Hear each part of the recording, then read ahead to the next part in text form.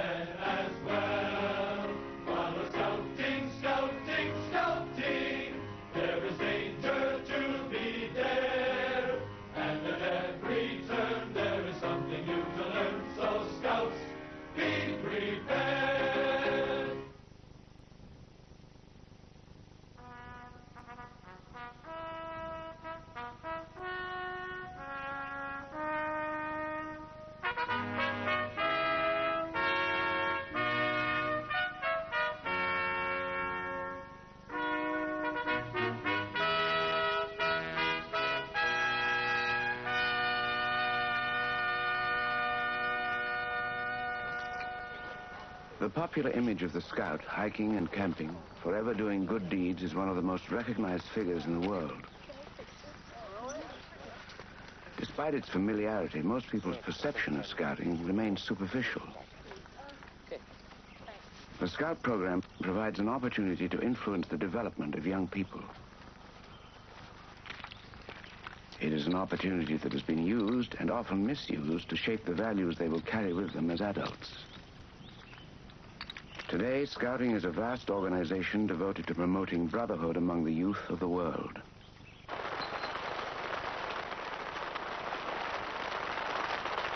Every 4 years, thousands of young people convene at the World Scout Jamboree to experience their common humanity. The World Jamboree celebrates decades of Scouting history and tradition that have their origin in the imagination of one unusual man. You've come from long distances to meet me. I'm very grateful to you for it. I'm so grateful that I haven't turned on the rain, as usual. He was proclaimed Chief Scout of the world, and for over 30 years he led a devoted multitude of Boy Scouts and Girl Guides. But I thank you very much indeed for coming. Best of luck to you. Good camping to you all.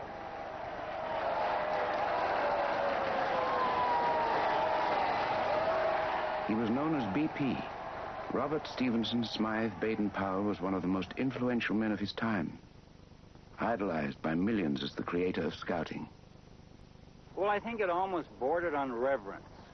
He was the founder, he was the figurehead, everybody had seen his picture. And I remember in 1923, as a cub, we all lined up to meet him, and as he passed, we sort of got a glimpse of a wonderful person. His words were phased in words that somehow or other seemed to attract boys. I know he sure attracted me as a leader the first time I ever saw him, and your heart just went out to him. Hello, you boy in the corner there. You ought to be a Boy Scout. You're a fine-looking fella, and I know you'd make a jolly good backwoodsman by the look of you. You're ugly enough anyway. And you gal there, no, I don't mean you. I mean the pretty one behind you. You ought to be a Girl Guide, you know. Oh, you are one. Oh, I beg your pardon. That's quite right. Now go on and tell all your pals to come and be Girl Guides like you. I'm very glad to see you there. Thank you all. Good luck to you, and I wish we may meet again. Thank you. Baden-Powell created Scouting as a child's kingdom to prepare youth for the trials of the adult world and to allow adults to escape them. The Scout program grew from BP's unique ability to understand the needs of young people. I think it was a slightly schizophrenic thing, the one side of him being the eternal child that never grew up, and the other, and he was very aware of it, being the adult, the experience of life. And the genius of the man was the fact that he could blend the two together and then feed it back to the young people again. Baden-Powell was a man of great complexity. The first half of his life, he was a dedicated British soldier, yet he created one of the world's foremost peace movements. He looked on life as a grand game, and he played it masterfully to satisfy his driving ambition an ambition ingrained in him from an early age. His mother was a true Victorian matriarch, determined that her children would excel. When Robert was 19, he wanted to become an actor or a missionary, but his mother intervened. At her insistence, he wrote the cavalry examinations and stood second out of 700 applicants. In 1876, he joined his regiment on the frontier of the British Empire. The soldiers of our Queen are linked in friendly tether. Upon the battle scene, they fight the foe together. Let every mother's son prepare to fight and fall is the enemy of one, the enemy of all is the enemy of one, the enemy of all is. BP thrived on the military life. Most of his early adult years were spent in India and Africa, maintaining Britain's colonial dominance. He was an ambitious and talented young officer who cleverly orchestrated his career and waltzed his way through the ranks of the British cavalry.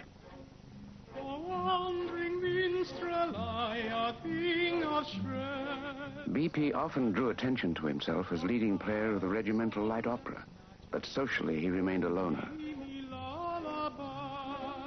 Baden-Powell's first love was a solitary life, pursuing his own adventures.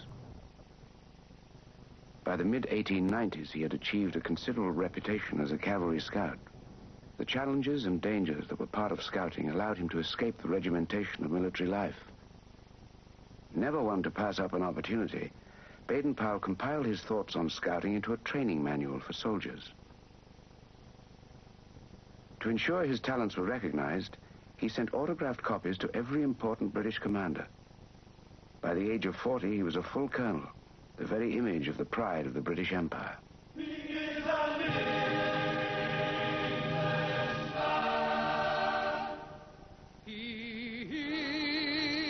an Englishman, for he himself has said it, and it's greatly to his credit that he is an Englishman. He is an Englishman. As the 19th century drew to a close, England was the wealthiest and most powerful nation on earth. Britannia ruled the waves, and her queen, Victoria, reigned over a third of the world's population. The British were certain their empire would last for 1,000 years.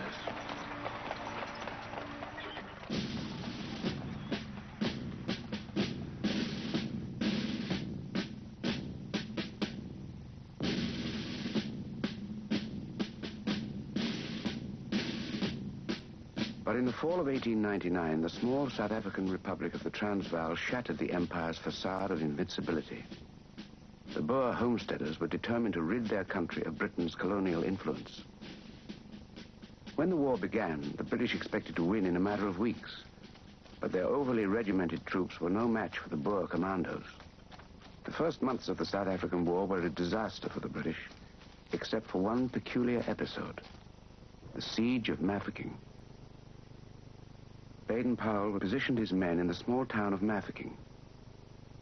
Within days, 9,000 Boer troops surrounded his garrison, but they did not launch an all-out attack. The Boer strategy was to bombard the British and wait for them to give in. The siege of Mafeking had begun.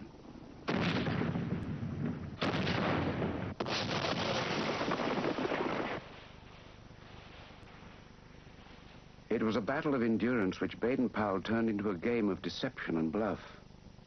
To trick the Boers, he had his men dig minefields sown with dummy mines. He created the illusion of a large force by frequently moving his troops from one outpost to another. To relieve his weary soldiers, the boys of the town were enlisted into a cadet corps to run messages and provide sentry duty. He kept up morale by organizing a series of Sunday concerts with himself as ringmaster. The British held music hall comedies while the Boers looked on from the hills. From a military standpoint, the siege of Mafeking was insignificant, but it had an undeniable effect on the people of England. Realizing the public longed for a hero, the British tabloids sensationalized BP's antics into epic proportions. Baden-Powell was seen as a symbol of British courage and heroism. Unknown to BP, he was becoming a national celebrity, and the defense of Mafeking a rallying point for the Empire.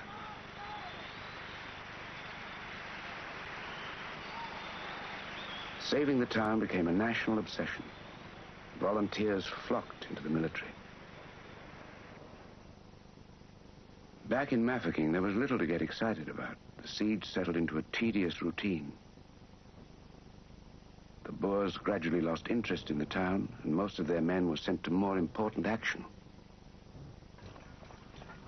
By the spring of 1900, the war began to turn to the British. Thousands of troops were arriving daily, and the race was on to save the defenders of Mafeking.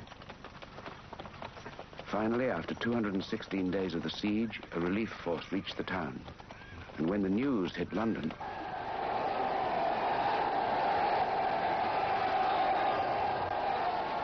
Baden-Powell became the hero of the British Empire.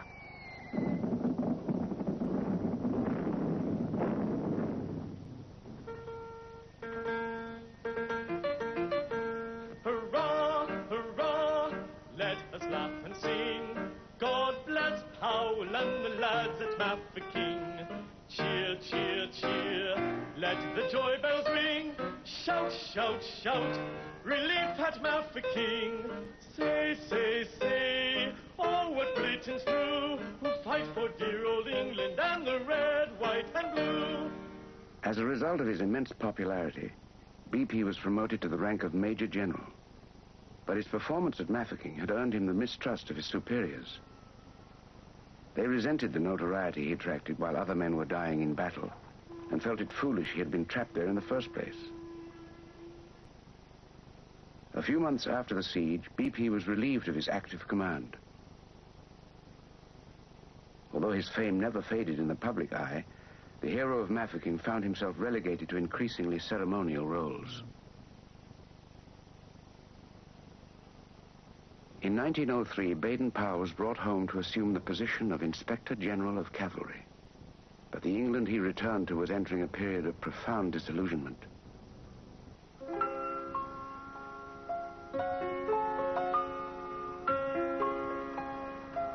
The military embarrassments of the Boer War left many Britons with the fear that the empire was in decline from within.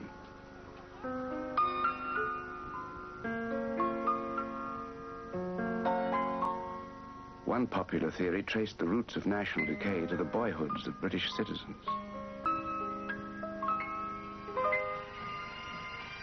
At the turn of the century, there were several groups dedicated to building character in boys and young men, the next generation of empire builders. The largest was the Boys Brigade, which often asked BP to attend their public demonstrations. The brigade was created to instill discipline and true Christian manliness in boys through military drill and Bible study. While BP was impressed with the brigade's purpose and patriotic zeal, he was not impressed by the regimentation of its methods. Baden-Powell felt that a more imaginative program would attract more boys and go much further in building character in them. The hero of Mafeking found himself in a unique position to influence the youth of the day. A popular boys' magazine had run a series of articles based on his army manual, Aids to Scouting. The stories described his adventures as a frontier scout, and many boys emulated BP in their own scouting games. It occurred to Baden-Powell that some form of organized scout training would benefit boys and the empire. This insight came to him at a critical point in his life. In 1907, his term as Inspector General of Cavalry had come to an end. At the age of 50, Lieutenant General Baden-Powell was faced with retirement to the reserves. Acting, writing, and fine art were all careers he was contemplating. Without any firm idea of what his future would hold, he began to adapt Aids to Scouting into a handbook for training boys. Baden-Powell wanted the scout training to operate on two levels, the practical and the playful. To the boys, scouting was to appear to be an adventurous game, a game that would disguise its character-building purpose. To develop his new manual for good citizenship, BP researched contemporary theories of child development and borrowed extensively from the programs of existing youth groups. but mostly he relied on his own insight into the behavior of youth. Baden-Powell realized that boys instinctively gang together, often creating their own secret rites and rituals.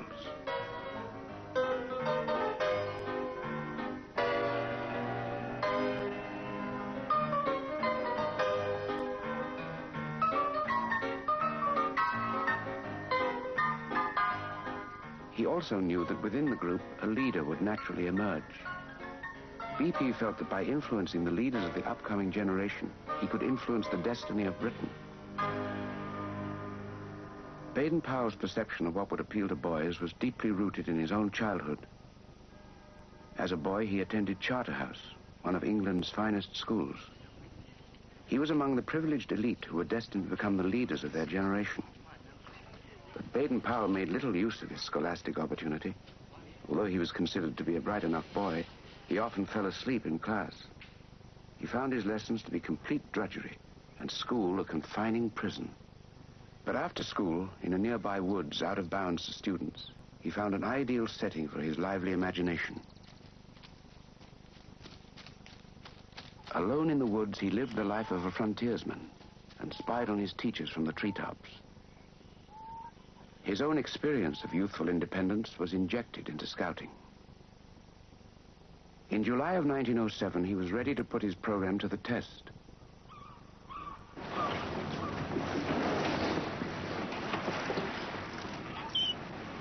He decided to conduct an experimental camp at the site of one of his own childhood adventures. Brownsea Island was rumored to be the hiding place of smugglers and pirates. As a boy, BP had sailed around it with his brothers, often sneaking ashore to search for buried treasure. Now the island would provide an ideal location for the exploits of the first Boy Scouts. There were 10 boys from the working class, like from the Boys Brigade, and there was 10 come from the colleges. You see, there was Lord Rodney's 3 sons, there was 2 Evans Loams, there was 2 Humphrey Nobles. You see, they were college boys. We all mixed together well. Well, I think it was a very happy time. We were just 13, 14 years old, began to look around much more and notice other people, and not really lived anything like such a closed life as we did. It was a very narrow life. But for scouting, meeting other people, learning things, really opened the world to us. BP brought the boys together and formed them into 4 patrols. He wanted scouting to appeal to all boys and promote harmony in England's stratified social system. He instructed the boys in camping, life-saving, and patriotism, all taught through stories and games. But the highlight for each patrol was the overnight camp they spent by themselves. That night, the boys had to make their own biscuits, scout style, in someone's coat. And when we got about 100 yards off of the castle along the sand, we pitched there to do this. And we got down, I got down on the sand with this coat and this flour, and was mixing it up. And you know, there was millions of little sandhoppers jumping into it. So, you know, I kept on mixing them in, and rolled them up, made them, and cooked them. They ate it, but I didn't eat none of it, because I see all these little things jumping in it. I couldn't fancy that, could you? It's terrible, wasn't it? The scout training captivated the boys, and they all joined into BP's new game with enthusiasm. But it was BP's unique way of relating to them that impressed the boys the most. He never put us in a position where we felt awkward or silly. He was always there to help. He was at the back of you. And this is where he brought the best out of really all the boys, I'm quite sure. Well, he never tried to ride the high horse over us or nothing. Never, there was no bullying or nothing. No restrictions put on us at all. He absolutely put us on our honor, and that was it. After the Brownsea camp, Baden-Powell was ready to take his Boy Scout program to the public. He struck a deal to release his book through one of England's most powerful publishers, Cyril Arthur Pearson. BP would get his Boy Scouts launched, and Pearson would acquire a new addition to his publishing empire. In February of 1908, Scouting for Boys went to press. The book came out in a series of installments. and boys bought them up as fast as they hit the shelves.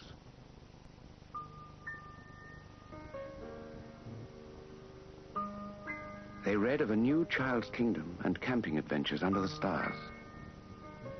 BP addressed the book directly to boys in language they could understand. Within its pages, he carefully diagrammed every detail of what it meant to be a scout. The training was presented as an imaginative game that any boy could play.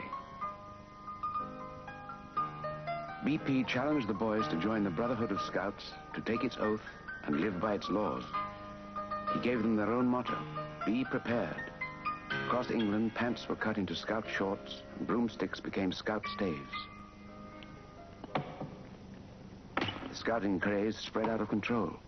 Trees were felled in city parks. Campfires dotted the landscape. Boys formed their own patrols and roamed the countryside searching for good deeds to perform.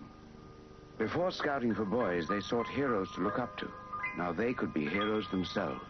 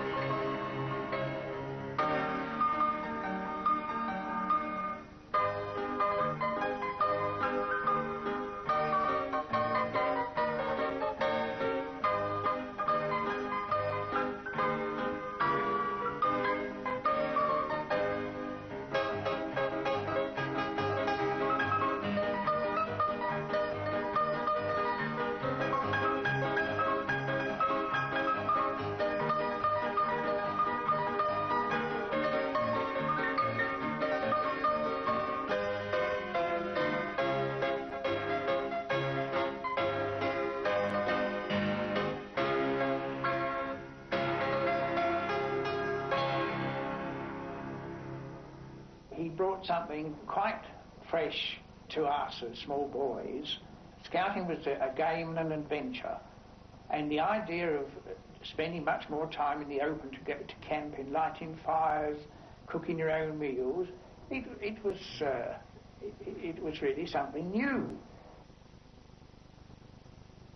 Baden-Powell's carefully contrived program to build better Britons grew at an incredible rate. Within months, over 100,000 youths were registered as Boy Scouts. By the fall of 1909, the Scouts were recognized as an important and zealous social movement. BP decided to show off his creation with a rally at the Crystal Palace in London. Among the 10,000 Boy Scouts gathered that day was a small but conspicuous group. Suddenly, we saw a figure coming towards us, and of course we knew at once that it was Baden-Powell. So we scrambled down the bank, and we made a line, and he came up and said to the patrol leader, "And what the dickens do you think you are doing here?" And the patrol leader said, "We want to be Girl Scouts." And he replied almost instantly, "Oh no, it's only for the boys." Well, then we broke our line, and we gathered round him, and we said, "Oh, please, please, something for the girls." BP had not planned on anything for the girls. He feared that including them in scouting would turn many boys away from the program. However, he did feel that women had an important role to play as efficient homemakers and cheery companions. So he created a separate movement for them. BP handed the task of leading the Girl Guides to his sister, a 50-year-old spinster who had little experience beyond the confines of her mother's parlor. Agnes Baden-Powell fashioned the Girl Guides after the Victorian ideal of womanhood and titled her handbook, "What Girls Can Do to Help Build Up the Empire." Emancipation for women was a long way off. In the early days of the movement, few of the problems BP faced were as easily handled as the Girl Guide issue. was constantly criticized for encouraging militarism in scouting. In Scouting for Boys, Baden-Powell asked the scouts to learn how to shoot and insisted they always obey orders.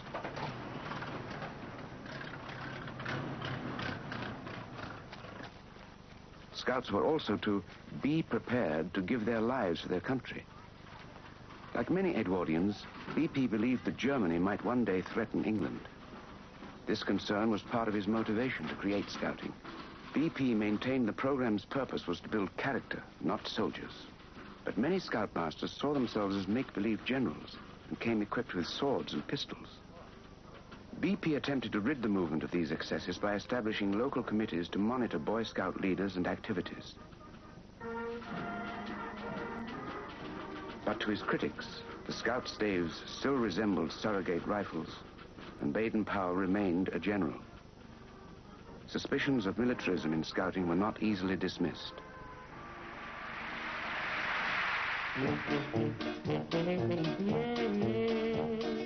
Perhaps the most bruising problem of all was the ridicule suffered by the boys themselves. Scouts soon learned that those who are open about their beliefs are also open to attack.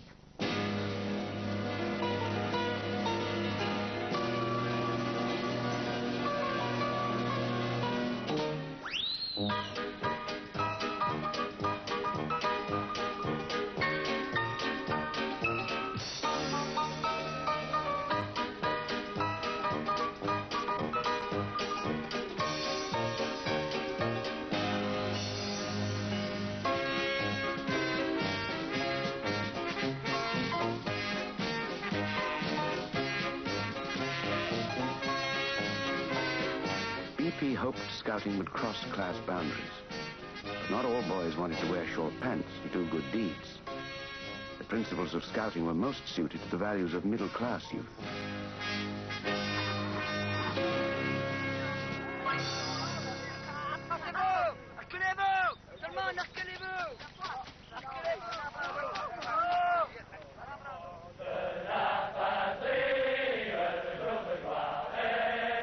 Baden-Powell only intended to influence the young men of Britain. Suddenly, a new sphere of influence opened to him. Scouting for Boys had emigrated overseas, and translations appeared in dozens of languages. Parents of all nations wanted to impart the values of Scouting to their children. It was a solemn occasion when a boy took the Scout oath. He promised on his honor to be loyal to God and country and to obey the Scout law. A Scout's duty was to be useful and help others. A Scout was to be a friend to all and a brother to fellow Scouts. The program was seen as a potent formula to mold useful citizens. Nations from around the globe were inviting the founder of Scouting to inspect their boys. In 1912, Baden-Powell embarked on his first world tour to promote the growth of Scouting.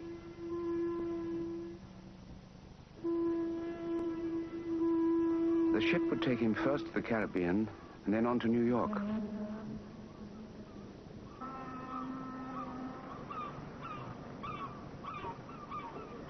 BP expected to spend the time preparing for his tour of America. On the second day at sea, he met the daughter of a wealthy English gentleman. Olive St. Clair Soames was a shy and naive 22-year-old when she was introduced to the founder of Scouting. Instantly, and for the first time in his 54 years, BP fell madly in love.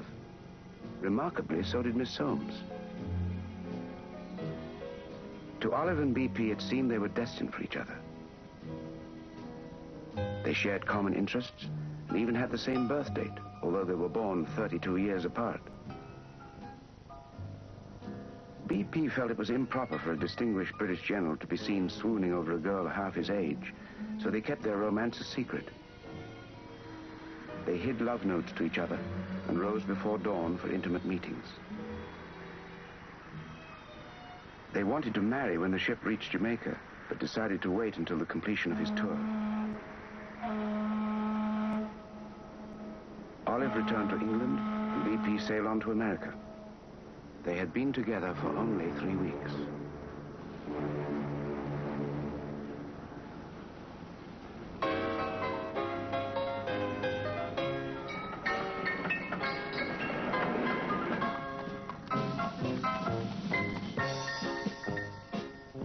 Scouting crossed the Atlantic within months of its start in England, and the Boy Scouts of America were incorporated in 1910. A single scout from Brooklyn bearing a letter from President Taft was among those who greeted Baden-Powell. The president invited BP to begin his inspection of scouting from the steps of the White House. It was an offer he could hardly refuse. Baden-Powell wanted scouting to be larger than life, so he attracted support from men who were larger than life.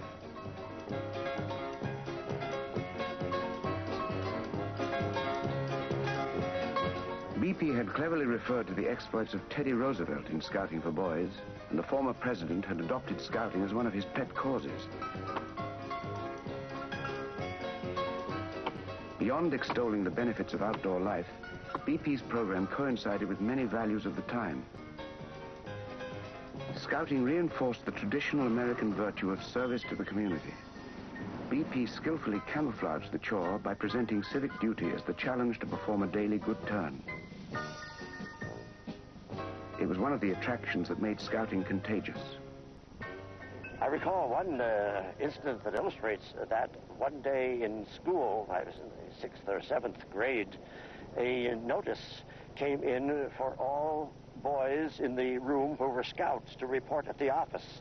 There was some special occasion, some reason for that. Every one of us got up and left the room with the exception of one lad. He was from a rather prominent family too, but he hadn't joined the scouts. He did shortly after that.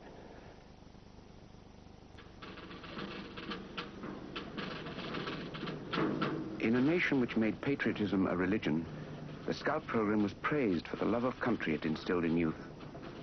Scouting also molded efficient individuals who respected rules and worked well with others, important qualities in progressive era America. Like most Scout associations, the Boy Scouts of America attracted the sponsorship of the country's wealthiest patrons. A national headquarters was established in New York, and a centralized administration installed. Corporate America created corporate scouting. Prominent in the Boy Scouts of America hierarchy was a well-known naturalist, Ernest Thompson Seton. Born in England and raised in Canada, he built a reputation in America for his work among youth. In 1902, he wrote a series of articles that encouraged boys to learn the ways of the Red Indian. The result was a small organization, Seton's Woodcraft Indians. Seton published a manual for his tribes to follow 2 years before Scouting for Boys was released, and now he accused Baden-Powell of stealing his ideas. Seton's book described animal names and cries for the boys' patrols and taught woodcraft techniques through practice and games. The Woodcraft Indians won medals for achievement and lived by their own set of laws, all elements common to Scouting. Baden-Powell openly admitted that parts of his program were based on other men's work. At one banquet in his honor, he even referred to himself as merely the uncle of the Boy Scout movement. But there was no doubt that BP was the founder and catalyst of Scouting. Baden-Powell's Scouts succeeded where the Woodcraft Indians failed. Seton urged boys to return to primitive nobility in defiance of modernization. He went against the mainstream of American society, which had completely embraced the Boy Scout program.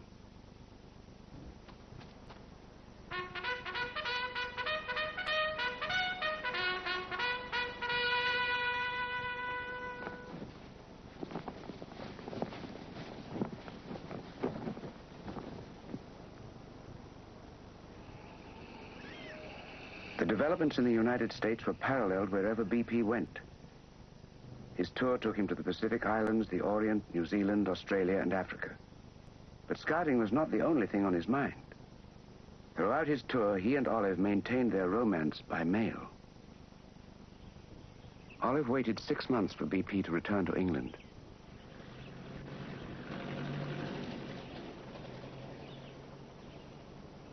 When he finally arrived at her parents' home, he gave her a Boy Scout ring to make their engagement official.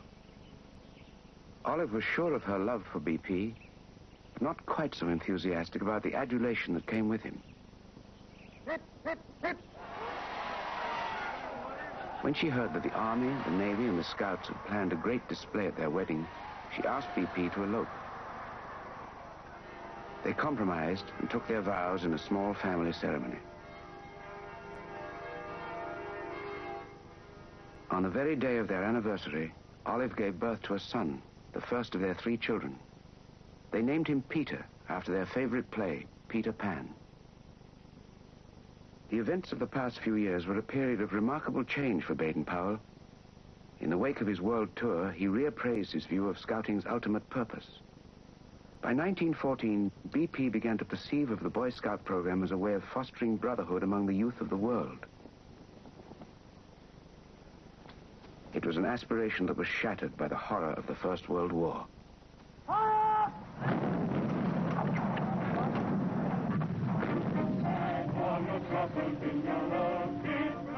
The same intense nationalism which had led so many nations to adopt the Scout program also led to the First World War. When fighting broke out, Baden-Powell asked his Scout leaders to mobilize their senior boys for immediate action. In Baden-Powell's view, the men of peace-loving countries were bound by duty to defend against those nations who failed to share the brotherhood ideal. Among the first wave of volunteers were 150,000 former Scouts who quickly learned the harsh realities of trench warfare. Defending the ideals of peace became Baden-Powell's obsession throughout the war years. He wrote 2 books, Marksmanship for Boys and Quick Training for War. On the home front, he had his Scouts run messages for the War Office. They filled in wherever they could, replacing men who had left for the front. They guarded bridges and patrolled the coast. Some even lost their lives under enemy fire. When the war began, the Boy Scouts were America's largest uniformed force.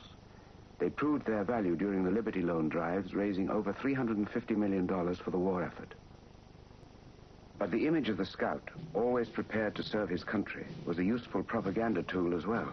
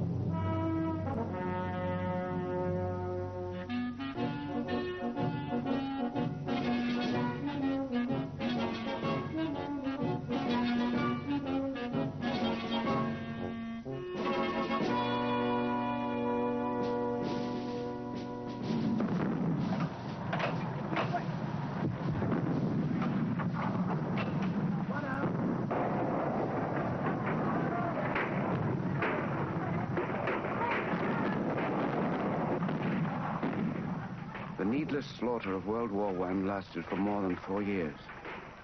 Millions of volunteers died in the trenches, and when they were gone, millions more were conscripted to take their place. When the vast power of America was added to the Western Allies, Germany capitulated. The Great War, the war to end all wars, concluded as pointlessly as it had begun.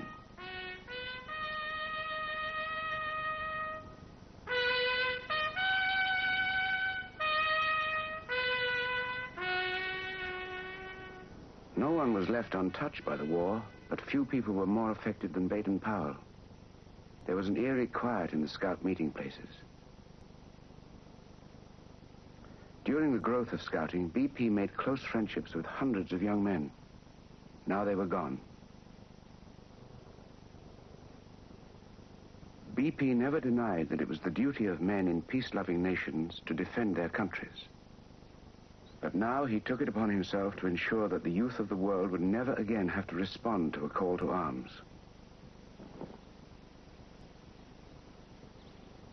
He refocused his own mission and the purpose of Scouting throughout the world to promote peace and brotherhood among nations. A war-weary world turned to the Scout movement with the hope of breeding peace into future generations. It was a challenge BP and the Scouts were equal to.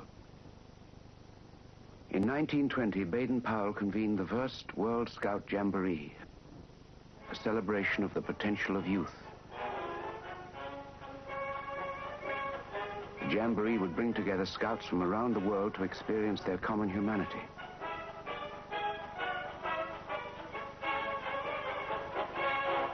BP had little faith in the League of Nations. His hopes turned instead to the young. He felt he could influence the boys and impress his moral code on their generation. Scout mythology records that on the last day of the Jamboree, a single boy approached Baden-Powell and gave him the title Chief Scout of the World. In reality, BP had suggested this distinction for himself years earlier. The post-war years brought an important development for the Girl Guides as well. Olive Baden-Powell established herself as an enthusiastic leader and was acclaimed World Chief Guide. Throughout the 20s and 30s, the Baden-Powells traveled the world to promote the growth of the Scout and Guide movements. Together, they campaigned to encourage international brotherhood. BP had a very clear purpose for his Scouts. I think he really did feel that Scouting could expand throughout the world, because what he was saying to people is, it doesn't matter whether you're Chilean, it doesn't matter whether you're Mexican, it doesn't matter whether you're Indonesian, Australian, British. There was no reason why a moral code shouldn't extend across frontiers to foreign countries, because he'd lived in that sort of environment all his life. He really did believe that if he could get enough people to be Scouts in other countries following the same laws as each other, that there must eventually be world peace. Baden-Powell's vision for Scouting was not unusual for the times. In the decade after the war, plans for peace were greeted with optimism. BP's efforts were among the most promising. In 10 years, his following had increased tenfold, surpassing 1 million. They represented every race and religion of the world, and they were eager to follow the word of the Chief Scout. And now I would ask you to listen to your promise and think it over as you've never thought before. You promise, on my honor, your honor, mind you, to do my best, to do my duty to God and to the King, and to obey the Scout law. Will you do your best? Answer me.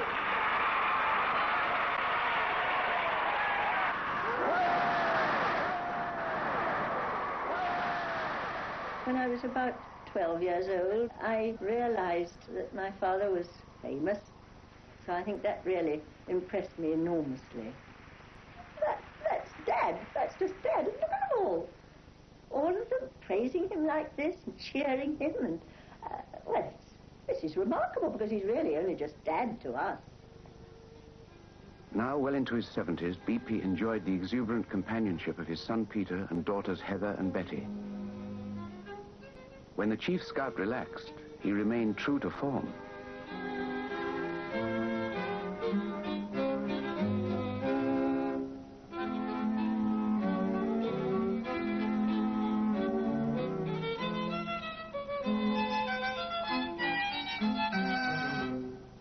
He tried to help us to develop every talent we had in the same way that he was encouraging other people's children to do the same.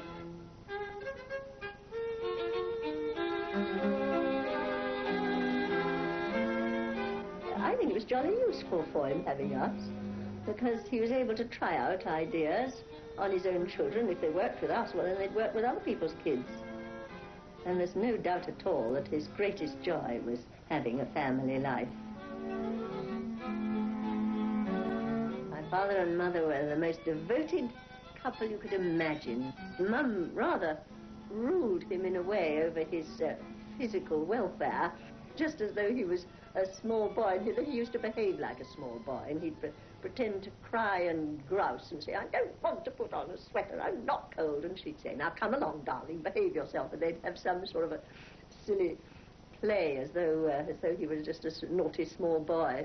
They were great fun in that way. They played up to us in the most amusing way together. Now I'll say a word to you who are parents. We try to make these boys and girls into what we call the 3 H's. That is, happy, healthy, helpful citizens. And you will find if you send your boys and girls to the Scout or Guide movement, we help the schools. They teach them knowledge in order to succeed in their examinations and so on, and we teach them character so that they may succeed in life.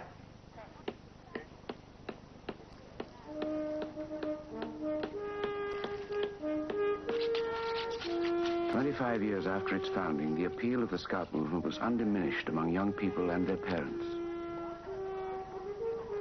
The novelty of the program had long passed, but Scouting proved timeless in its appeal.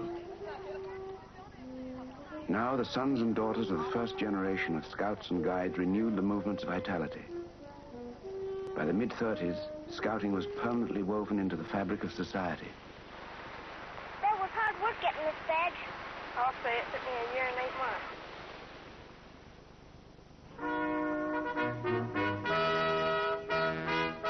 Scouting was recognized as an effective method to fulfill the potential of youth. The theme chosen for our Boy Scout Week observance, building a stronger generation, is thoroughly worthwhile. And we should be especially thankful for a youth movement that seeks to preserve simple fundamentals like physical strength, mental alertness, and moral straightness. A movement to support the ideals of peace.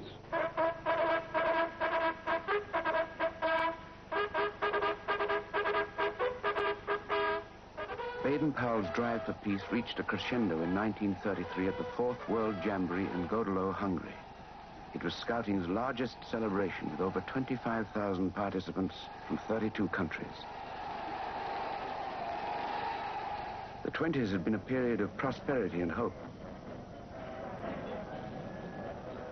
Now all nations were overwhelmed by the Great Depression. The darkness of totalitarianism was descending on the world as the Scouts celebrated their Festival of Youth.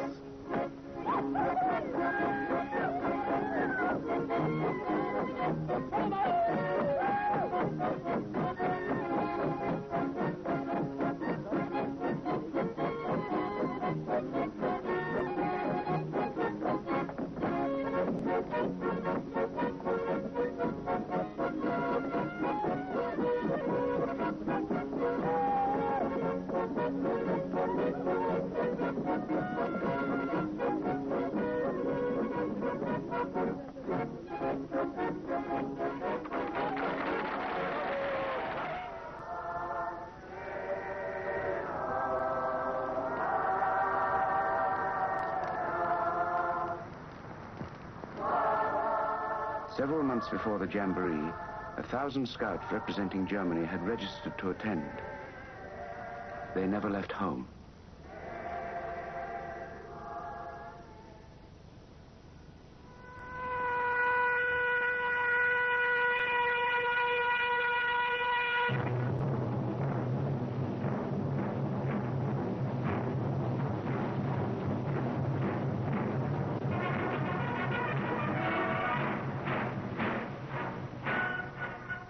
Hitler became Chancellor of Germany, he banned the Boy Scout movement.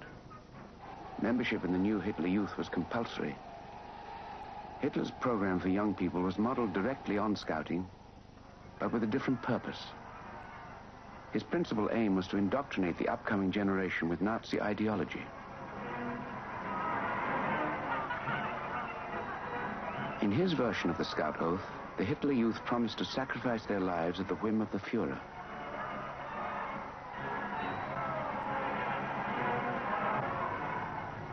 The Hitler Youth were the future of Germany, and they numbered 8 million, more than double the amount of Scouts in the rest of the world.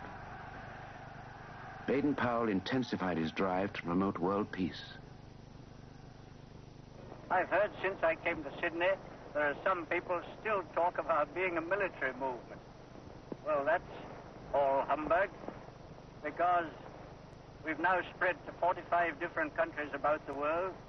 It's a movement absolutely of peace and goodwill among men. And all the different countries have taken it up in that spirit.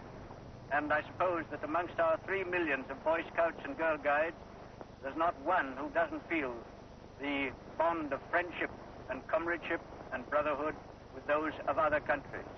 This sense of brotherhood was very real among those who were Scouts, but the movement had not reached everyone. Those who did join eventually discovered that the laws they followed were not easily applied to the trials of adulthood. For every boy who never grew up, there were thousands more who did. Baden-Powell failed to change the world, but his movement enriched the lives of millions, and his ambitious drive to promote peace had not gone unnoticed. Knighted by the King in 1912, and made Lord Baden-Powell in 1929, he received virtually every honor the world could bestow. In 1939, at the age of 82, Baden-Powell was nominated for the Nobel Peace Prize, but that year no award was granted. And this year in the Republic of France, the Boy Scout movement has become stronger than at any time in its history. Today, among all the people of Europe, none is more determined that the traditions that have long been theirs, liberty, equality, and fraternity, shall be inherited by their children.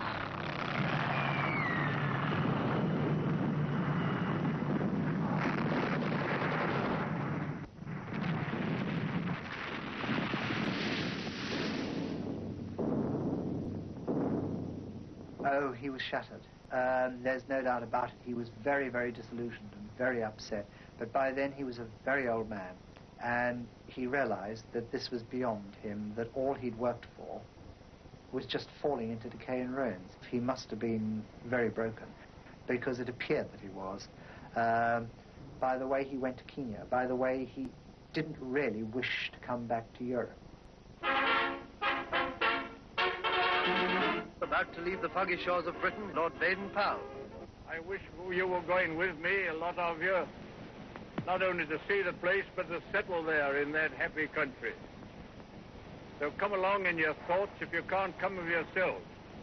And you remember that there's crowds of your brother Scouts out there ready to welcome. And so from fog into sunshine went this amazing veteran who never seems to grow any older. Baden-Powell spent the last 2 years of his life at his retirement home in Nairobi, Kenya. He never lost faith in his movement, and he never stopped urging the Scouts to renew their brotherhood when the war was over. I can remember his peacefulness. He was very peaceful by that time, rather resigned to being out of things and leaving things to other people.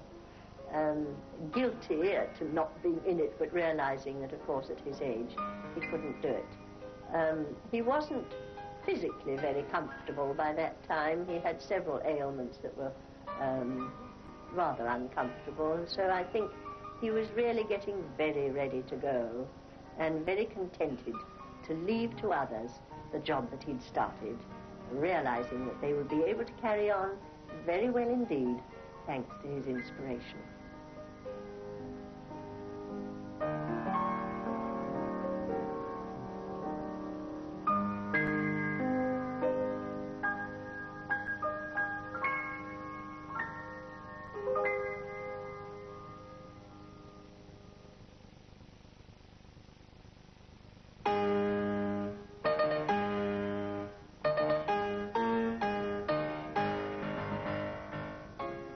That programme will be discussed in BBC One's Open Air tomorrow morning at 11:35.